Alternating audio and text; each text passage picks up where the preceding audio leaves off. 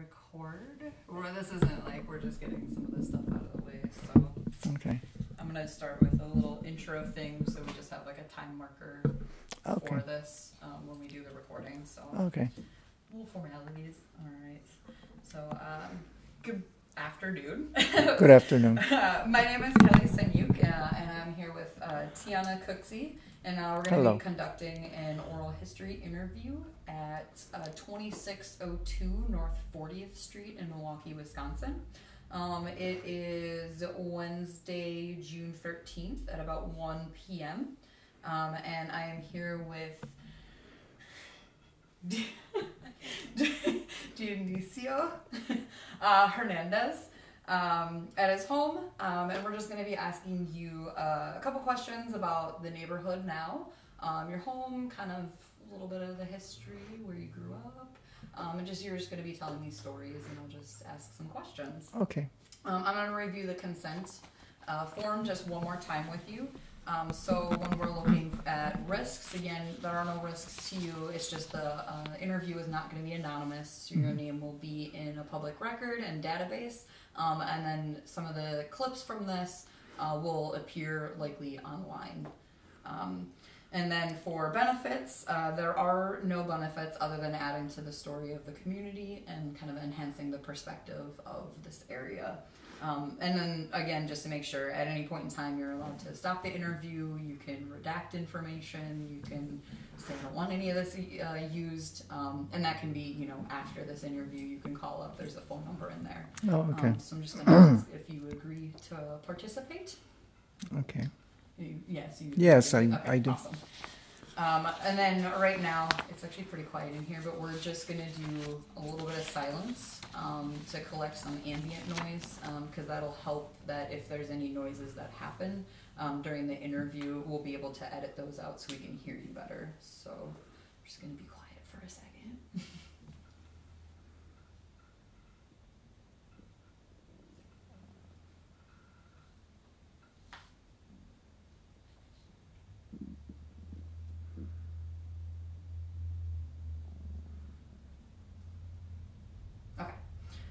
So I will start. I'm just going to ask you to introduce yourself. If you can tell me your age and if you can state your name, and again, introduce yourself. And then just tell me a little bit about yourself. What brought you to the neighborhood? Tell me a little bit about your story. Hi, my name is Dionisio Hernandez, and I've been living in Milwaukee most of my life. I was born in Puerto Rico. But I've been living most of my life in the north side, northeast side, River West area. I moved to the south side about a couple years back, and I've been living out there. I was living out there, actually, for about 7 years. And so I had an opportunity to buy my house here in 40th Street, North 40th Street, and I went and took a chance, and I got the house, thank God. And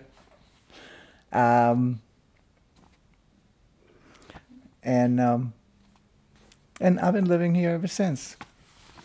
Can you kind of tell me a little bit about some of the neighborhoods before that you lived in? Kind of what I'm going to do is if you talk about that, and then since you've moved here, kind of if you can, what are some of the differences you've noticed from where, because you've lived in a couple different places. If you talk about like River West or the South Side, and then when you move here, if you've kind of seen any changes to the as you moved around. Oh yeah, when I was being raised in River West area, I seen a lot of changes. This was like in Martin Luther King time, and all the stuff that was going at the moment. So I've seen my neighborhood deteriorate into like nothing. Had stores, and my neighborhood had stores and shopping stores, food stores, clothing stores, and so on and so forth. And I saw it got deteriorated. Most of the stores left. And so the neighborhood got really bad. And so I moved to the south side. South side, it was okay. It was pretty good. I really enjoyed living in the south side, actually, because everything was so close by, you know. And it was not much nicer than north side in the moment. But and they said I found the house here, and so I decided, well, let me give a chance to the north side again. So I got the house, and I moved out here. Um, with that, I guess being a little bit of an outsider from the community, because you grew up in multiple communities, but you didn't grow up in the north side. Can you tell me a little bit about what it was like moving into this area? Kind of any of the changes? Did you notice anything different? You know, how has it been? I don't know how long you've lived here. You know, when did you purchase your home and how long you've lived here? But yeah, sort of that process. Christmas time I moved. Yeah, Christmas. Moving to a new community, and then trying to be part of this community. Like how was that? Yes. I got the house finally, and so I decided I wanted to invest in the community, not invest financially, but with my time. So I started being neighborhood watch. So I do neighborhood watch here. And if someone needs help, I'm always here. But the neighborhood, it's to me, I like the neighborhood. Everybody's for their own, and I'm for my own. You know what I mean? So it's different even because of that. Because I'm new here in this area, and nobody knows me yet. The only people that know me is a few people, and that's it. You know. And I actually really like it here. I like it here. Can you talk a little bit about the few people that know you around here? I guess, are they your neighbors? I mean, can you walk me through, I guess, your neighborhood a little bit? Like, tell me about the area that you live in. My neighborhood across the street, I guess she used to own the house. Yeah, this house, she used to own it. And that's who I bought it from. And I became friends with her. And because she's the one who introduced me to the neighborhood watch. And I'm really grateful she did, because I am understanding right now that not everybody that owns house here live here. You know what I mean? They buy the houses and they rent it and they leave. They don't know what's going on with the houses. They don't really take care of the houses because they don't live here. They don't care about the neighborhood, actually. The people that are taking over for that is the people that live here, that really own the houses here and live in the neighborhood. Not the absentee owners, you know. And so I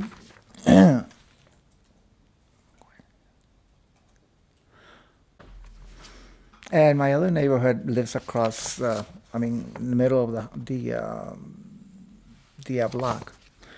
She's another one. She's also in the neighborhood watch, and we get together on meetings, once a month. And I still have to get into this really heavy because I have not been, the neighborhood watch thing. But I've been watching and checking out stuff around things around here, around the neighborhood.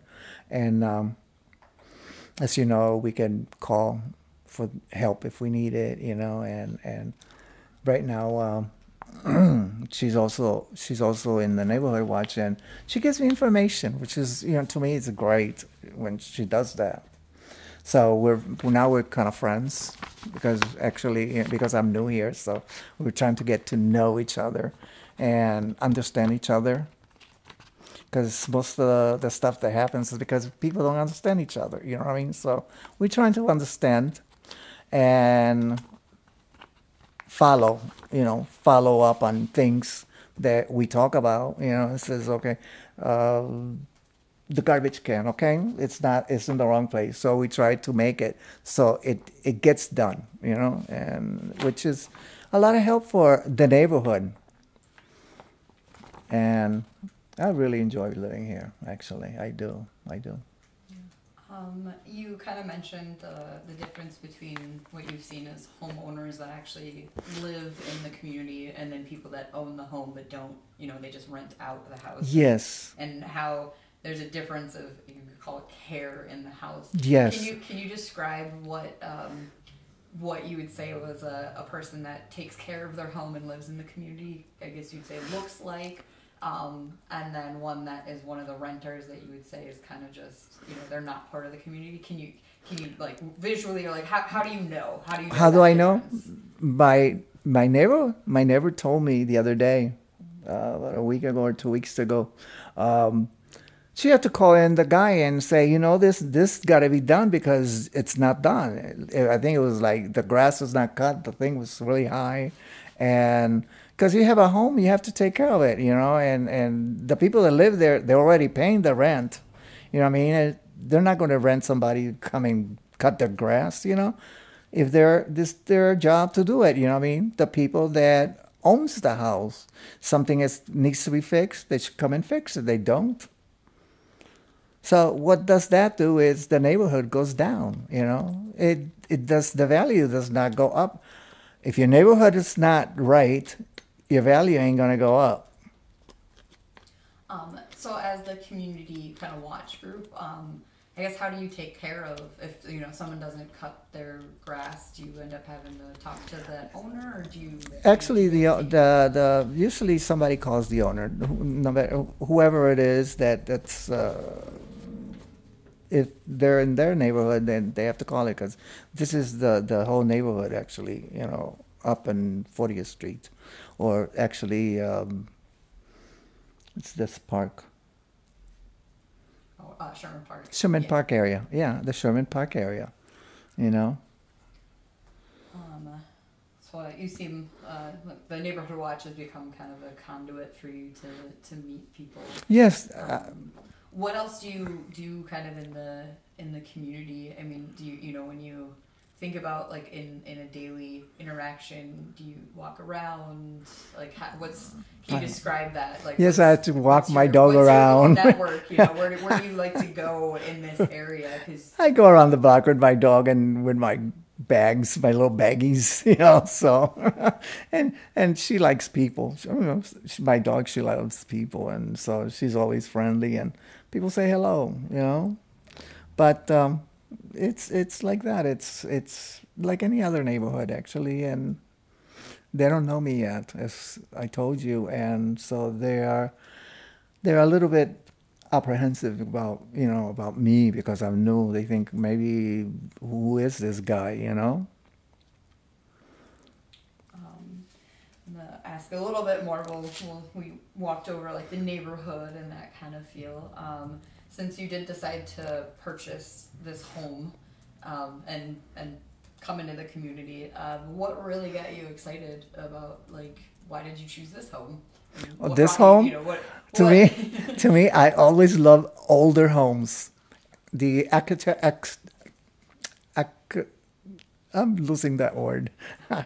Architecture of the home is beautiful. I mean, the old days, they designed homes that they were beautiful. And if you keep it up, you always look beautiful. That's my thinking about this home. To me, it's a beautiful home. All the beautiful brown wood and, nice woodwork. Because, artisans they're not doing none of this anymore. They just slap a piece of wood on the wall and that's it. So I love it. So yeah, what have you done? Have you done a lot to this home since you moved in? Well, actually, it's been being painted. The house has been painted at the moment, and the only thing I got is the hallway, the entranceway needs to be done, and my bedroom and my office bedroom, and that's about it. It needs to be painted. The kitchen is painted. Actually, I need a little bit more red on the corners, so needs a little bit of that. Is that what you've done? Is like for once you moved in, you kind of changed the coloring, or Yeah, was the there color. was there other I just work want to you make did? my own. So I did the color and I fixed some things around the house. Like, okay, I put a motor on my garage door. So now I don't have to be pushing it up and down and unlocking it. So I did that and put electricity in it too because it didn't have any. So I put electricity on there. Um, and change on my locks, which is very important. But yeah, it's a good home. I guess I would say, look at, because you are kind of mentioned things about safety. You know, it's a network. Neighbors look out for each other. How do you feel in this community as opposed to others? Well, I feel safer, even though all neighborhoods have problems, especially nowadays because of the economy or this or that. The neighborhoods cannot be the same as it used to be years and years back. It's the economy don't help, and you know when the economy goes down, the neighborhood goes down too, and areas of the neighborhood goes down too, and so. We've had a couple other residents we've talked to that live on the corner of a street. Can you tell me if there's how do you feel about that? Do you like what I just benefits, downsides? Just well the corners, living in the corner. Okay, living in the corner. In the beginning, I really didn't care for it because all the kids would come up to my porch, but I just like, okay, they're kids. I did the same thing when I was little, you know what I mean? So don't talk bad about the kids because of that. So I figured, no, let me not say anything because the kids are be kids, you know. And so I didn't like that part. And also my back of the house right there, it needed a fence, so I put the fence up. But that's where I keep my dog during the daytime. So with my door open because I don't want her to stay outside too long. So it's difficult to have cut all that grass. Wintertime, all that snow. But, you know, it just got to be done, so I do it, you know, and it's not bad. You talked about the kids in the neighborhood. Are there a lot of youth on the street? Oh, Do you yeah, there is. notice- Oh, yeah, this is a family neighborhood. You know, this is a family neighborhood, so there's a lot of kids. And besides, I got a school back there too. So, but it doesn't, you know, I don't mind. I don't mind. And living in the corner, I have more land.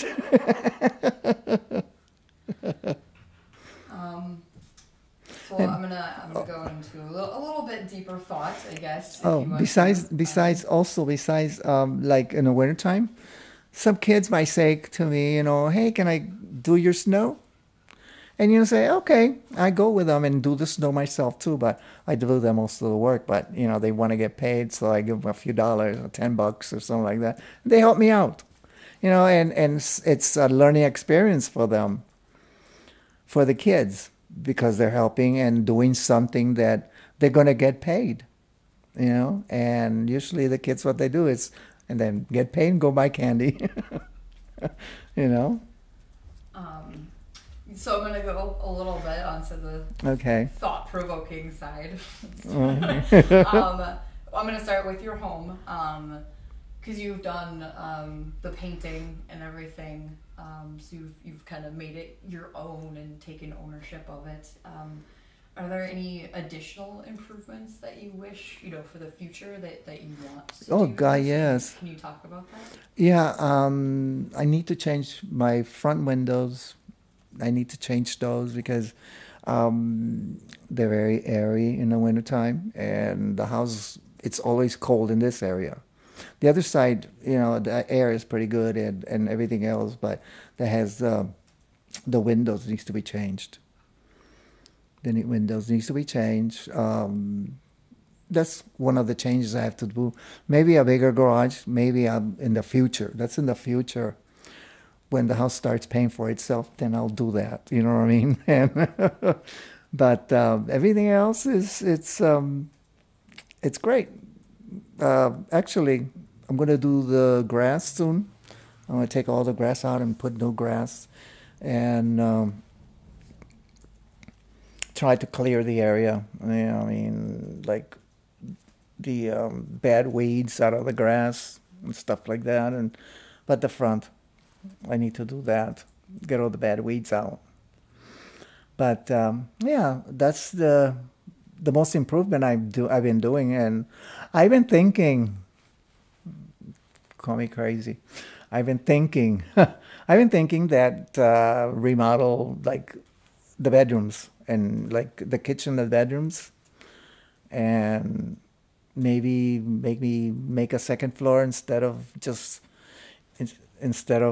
living on the bottom, and just maybe have one room, the office down there, down here with the bathroom, and then upstairs the bedrooms and bathroom, because I need to make a bathroom up there too. That's immediate. I need to do. Do you do a lot of this work yourself? Or? Yes, yes. All this stuff that's been done to the house, I did it myself. Yes. I guess, yeah. How do you? What's the knowledge of being able to do that? Is that where did you? How do you know how to do? Read and learn. I read and learn. Okay. You know what I mean? I read, and like I have a house in Puerto Rico. Okay, and out of just walls, I rebuilt it myself, and I did everything to it. So that's how I got some of the experience doing things. And besides YouTube, that tells you how to do it the right way, actually, because I know I probably didn't do it the right way the first time. So you still have a place in Puerto Rico? It sounds like you have. Yes, but the hurricane just blew it away. It was where I was born. My family gave it to me after they passed on. So I still got it down there, and I just don't get rid of it because of being born there and my family. You know what I mean? So. What brought you to the States? And my family, especially Wisconsin? My family has been here for 1,000 years. My family's been, most of them been born here and or lived here. You know what I mean, or brought in. My dad came up here first, and then we followed. You know, and we lived on Garfield Street. And that's where I was raised till I was like, I think it was like 9. Till like 9. And then I kept moving on the areas, you know. Is your back, I guess, kind of what else did you do then as an adult? And because you said you moved around a couple places, you know, what did you... you can describe? Oh. Like I said, you're pretty handy, and sometimes that's like a knack. You can learn things. I just don't know if you were ever like worked in a trade or anything like that. Or what did you no, all I've been doing is cook. Either I'm cooking, or I'm working in the diet office, or working at the casino. You know, I mean, regular jobs. You know. But I am a barber, but I don't use it because I got tired of barbering. You know, I got tired of it, and I got tired of pushing people. You know. It's really cool. That. Yeah. Talked about the childhood a little bit and everything. I'm gonna go back a little bit into the community again. What is your favorite space, I guess, in the community? I know that you talked about on the south side you liked it because it was walkable, and kind of everything was in that area. Do you feel the same, or if you do walk, like, do you go to a specific place, I guess? No, this neighborhood is, I walk it too, and like, to me, it's everywhere I go, one thing is, for some reason or other, I get the right place to go. I don't know why or how, but I always end up in the right place, which is, to me, it's like somebody's watching over me, you know? I moved to the south side. Everything was simple here, there, and everywhere else I had to go. I moved here, and it's like, okay, I can go that way fast. I go that way fast. I can go that way fast, you know? And it's, for some reason, I'm going to the right places, you know? What are the places that you visit if you go? You said you go that way. You go Yeah, that if way. I go that way or that way. South side, I only have to take 175. I'm there.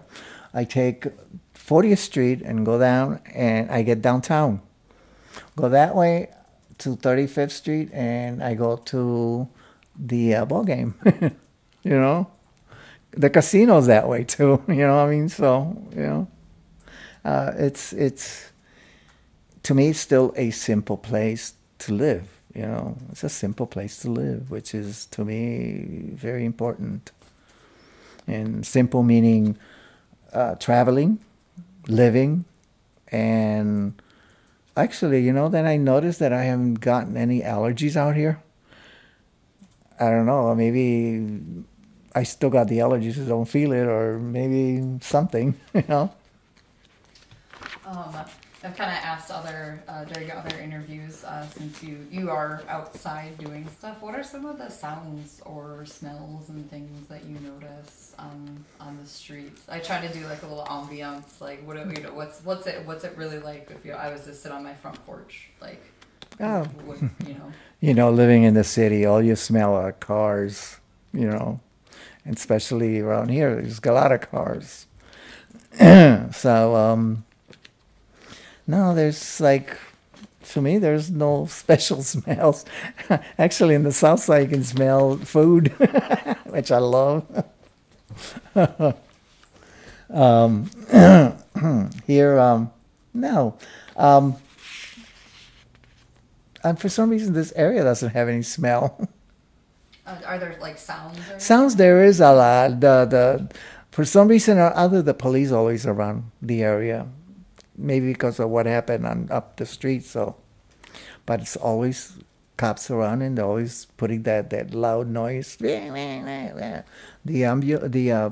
or ambulance or the fire trucks. There's always something going on, you know. But that's the city. You know, that's the city. And once in a while, you will forget that there's noises going on, and you will not hear it no more. You know. So it's no smells, nothing special, you know. And then kind of gonna go to the other, keeping on the community side. I asked you about home improvements, but what would be something that do you think is missing in this community, or would you hope? You know that I have not missing in the community. You know that I have not been thinking about that yet because I just moved in. But I think the community is doing fine. But it thinks it needs like youth center or something that kids will go all the time. You know, somewhere that's very nice for the kids. Something that they could go and enjoy themselves without being like yelled at or looked at upon, you know, and taught something, you know, and that's what's needed actually. That's one of the most things that I've been looking at, because, you know, keep a child moving and they'll be a good child, you know. Is there stuff that, things that you had down on the south side that you kind of wish, you know, if there's things like restaurants or grocery stores or anything like that? Like, are you able to stay within this community? Actually, that's one thing that I have to do is start staying in the community because the only reason I've been going that way, you know, to the south side is because I didn't know the area. I just found out there's Pick and Save right there, about 3 blocks from here. You know, and I'm finding out there's more restaurants on North Avenue here. So it's things that I have to find out. You know, and I've been doing that. I've been doing that because, like, I found out the Pick and Save right there. I got to find more stuff, and I found, I think, the hardware store, because otherwise I would have to go way in the south side. And no, I don't want to go way out there. And Home Depot is down here on Capitol, so past Capitol a little. So you are finding actually that a lot of the things that you do need are actually They're actually here, and I just have to find them out, you know. I'm trying to see what else do you want. We'll do this one. What so far? Because I know you said you've only lived here really since like Christmas time, so about 6-ish months or so. Something like that. And obviously we know that like probably a month or two of that was actually just trying to get set up. Oh God, yes. What so far is your, I guess, is your favorite like part about the community, you know, or like favorite memory that you've had thus far, you know? It's This a short community, time, but, like, this with yeah, it's stuff a that short you've had. time. No, to me, it's just like fixing my house. It's about it, you know, at the moment, because I just moved in, so mentally I'm trying to fix the house in my mind and then fix it up, you know, looking at things that needs to be done and do them, you know. Do you, I guess, because kind of linking that back with about the taking care, you know, the ownership side of the home, is that do you think that's the way that you kind of, that you can improve the community, like taking that ownership and fixing this up and making it a space, you know, is that, I guess? Yeah, I'm making it a better space. Yeah, is that, you know, is that something that you think is important, like that's how you... Well, actually, people live by what they see, you know what I mean? So, I think if they see the house looking great or good, or at least very nice, or something close to that, they'll see it and say, oh, my neighborhood's cleaning the area. I should do the same. You know, even though it's still, the kids will throw stuff around, you know, and it's like, that's another thing too. But it's okay. It's okay. They'll see that the people take care of their house, and they'll take care of theirs too, you know. And then, because you know, with that, the reason, if your house looks good, they know that their house is going to look good, and they're going to make more money. Because if they don't make no money, then that means their house is no good. You know, it's all financial. Everything is financial. You know, so it's that's it. You know, it's all financial actually. If you want something to raise the value of your home, then you fix it up, and you do this and you do that. no, I can't remember if on this block. There's been a couple other places with kind of the vacant lots or the foreclosed homes and all that kind of stuff. Oh God, yes. Kind of ask residents, how does that make you feel? And like, how do you, I don't know if on the south side you had that, you know, in your community, but how is that kind of, To me, that shifted and changed maybe the way that you feel, it doesn't look right having empty houses or empty lots. I think if the lots are there, they should give it to the next person that's taking care of their own home next to it. I think that should be done so they could take care of it too, because they're not taking care of it at the moment. Nobody taking care of it, you know. We have right there, we have this one, it's just overgrown with weeds. and that does not help with the community. Does not help with the community at all. And on here on 40th Street, we got empty homes. They're vandalized because they're sitting there, and, you know, kids will be kids, you know. They'll destroy the window, which is already done. It needs to be fixed. This gotta be, either give it to somebody or tell them to give you $1 for it or something. Excuse me. or give you $1 for it and you give them the house. You know what I mean? With no payment or any kind, just pay the bill and pay the bill, and that's it. But they're empty and nobody's living in them. That's where you get the drug dealing. That's where you get the drug addicts going in. You get gangs going in. You know what I mean? And that's not right. Even dead people probably find in one of those houses. You know, you don't ever know.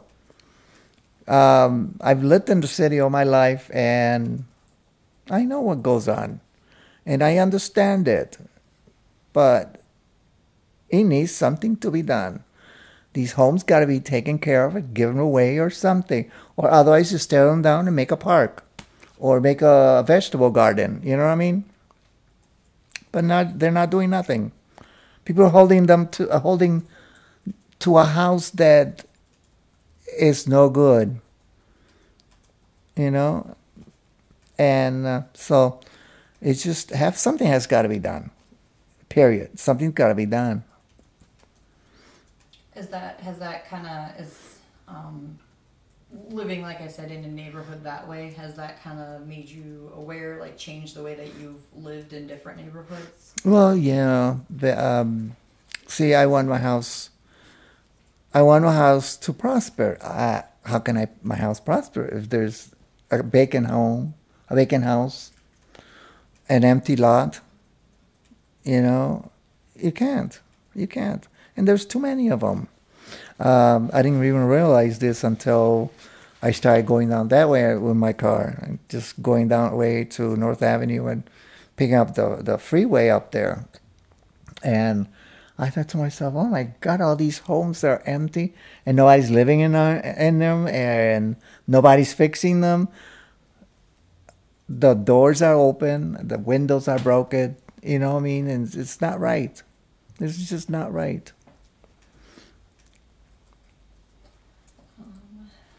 Not sure, Tiana, if you had any other kind of things that I think we covered most of the stuff. So I'm just gonna.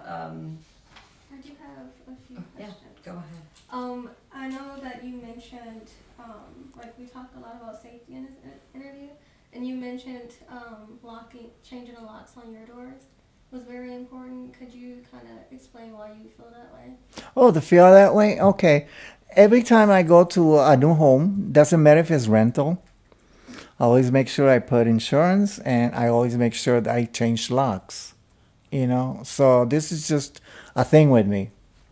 But besides that, people should change their locks because you don't know how many people got that lock, you know.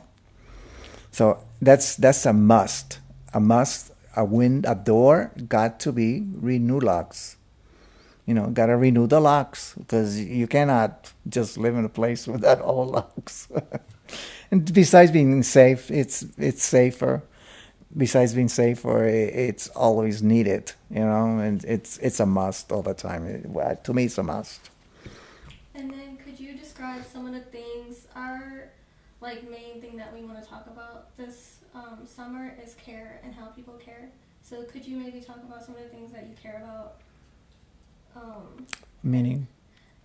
So I know you talked a lot about how the South Side, I feel like that was maybe your favorite. Not really. No. The South Side was not really my favorite.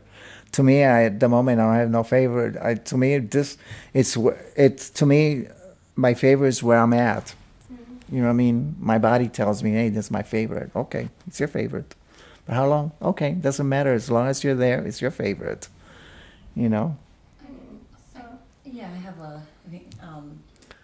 moving into this community, like I said, you talked about you can tell the difference. Like maybe some of your neighborhood community group kind of told you about whether you're a renter or an owner. Mm-hmm. Oh, definitely. But how do you notice, like, if you didn't have the knowledge? The people, yeah. So, you know, I guess that's where you can see the care. Like, what are those things that you notice about a house that you would think of are those acts as being a good homeowner? I think you kind of mentioned, you know, cutting grass, but yeah. What are some of those? Oh, the house, like the outside walls falling apart. You know what I mean?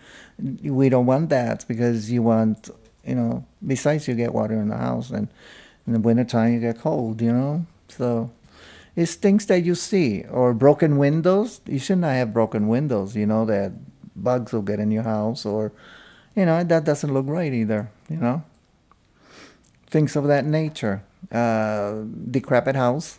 If a house is like the windows are like this, you got to get rid of them. Which is the owner's job to do, not the renters. It's the owner's job.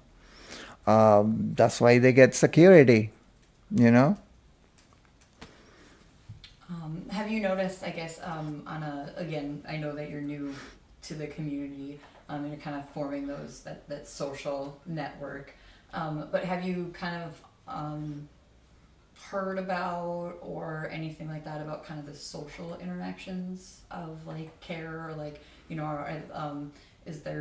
have you noticed people kind of taking care of each other? Like, the neighbor goes over and does something, or you talked about the kids in the neighborhood helping you with shoveling. Mm-hmm. Have you noticed that, other ways? No, I haven't, because I'm usually, because I've been working in the house, and so I'm all locked up, and I try to keep the heat out, because that's why I got the windows closed, just to keep the heat out from the summertime, and in the wintertime it's to keep the cold out, so it's all locked up all the time. And so, no, I have not. I have not at all. No. All I've seen is people throwing garbage in my parking, my area. That's about it. But kids, but they're kids. It's like I told you, and I don't care. I pick it up.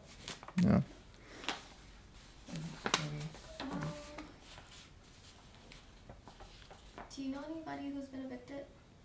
Actually, no. No. No, not yet. No. No, that's okay.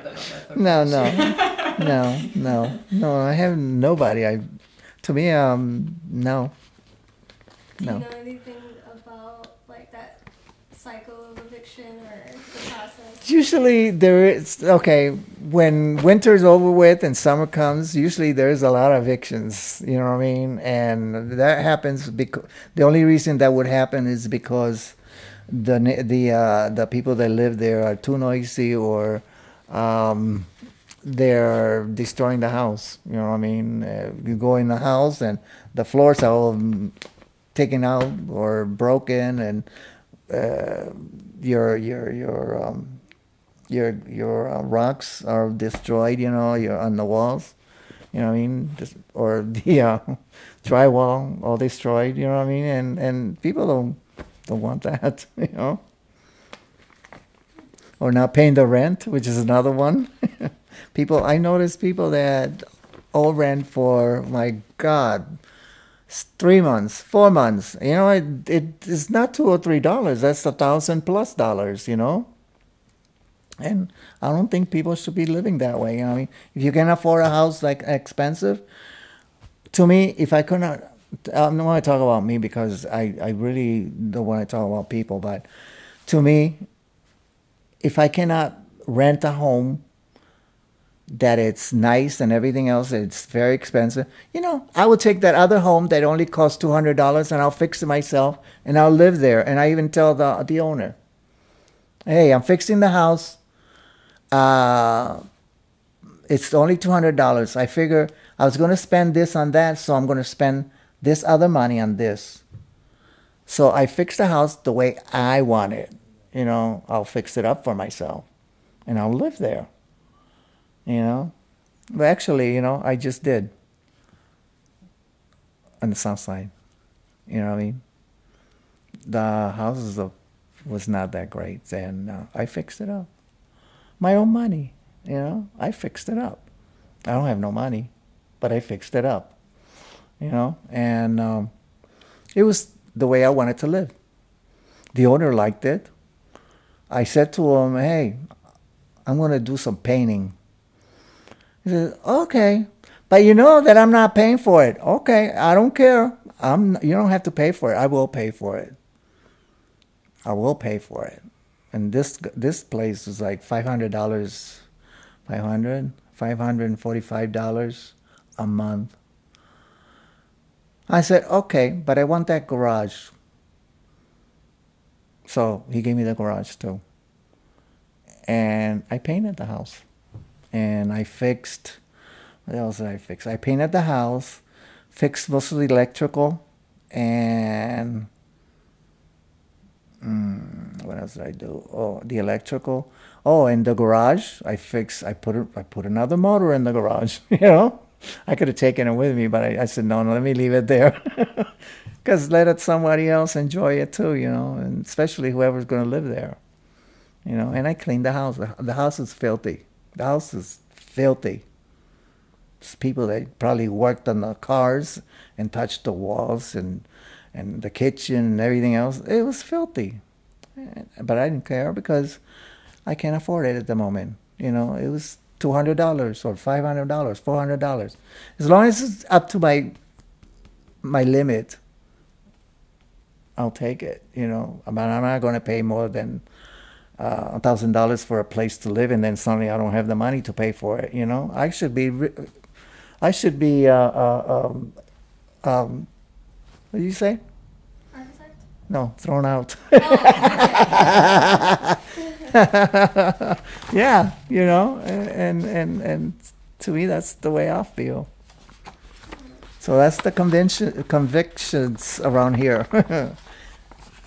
Well, the way I feel actually. So I have one other. Evictions, yeah.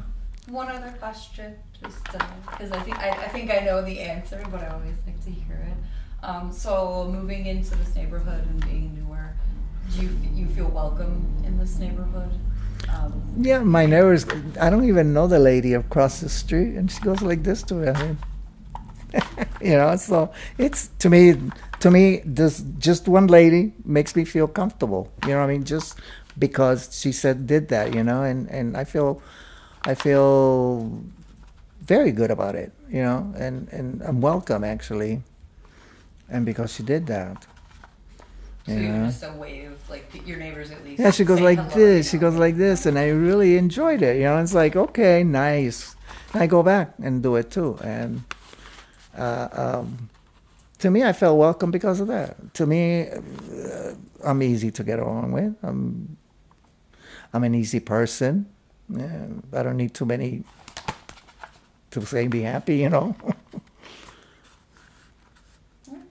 I don't really have any other questions or anything. It's been great stories. I don't know if there's anything else that you wanted to talk about or anything like that.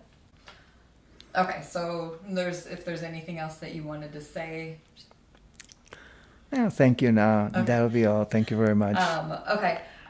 So just thank you again for allowing Thank us you. to come in and host us and everything like that. It's Thank a you. beautiful home, and I hope you enjoy living here. So like I said, it's. I hope I don't die working in it. And then just want to again remind you. So if there's anything that you want to remove from the interview, or if anytime 5 years from now you're like, oh, Are you able to watch I it? don't want that. There is a phone number in that packet that I handed Okay. you that you can call, and if there's any other questions, feel free to call that number. We Okay. do have kind of what we call an open house, so if you're ever interested in what we're doing, what we're talking about, off of Sherman and North Avenue, it's the old Finney Library. Oh yes. It's on that intersection. From Regit said from 12 to 4, but I think usually it's like 3 to 4. But there'll also be somebody in there that if doors are open, come on in, have a conversation. We can talk to you about what we're up to. And then I know it was July, or is it June? July 21st. Yeah, July 21st. You'll get an email or a phone call about it. There's going to be an exhibit about all the things that we've done. Okay. So you're welcome to come and attend that, and you'll get further details. Oh, okay. from Thank that you. as well. So thank you again. Thank you.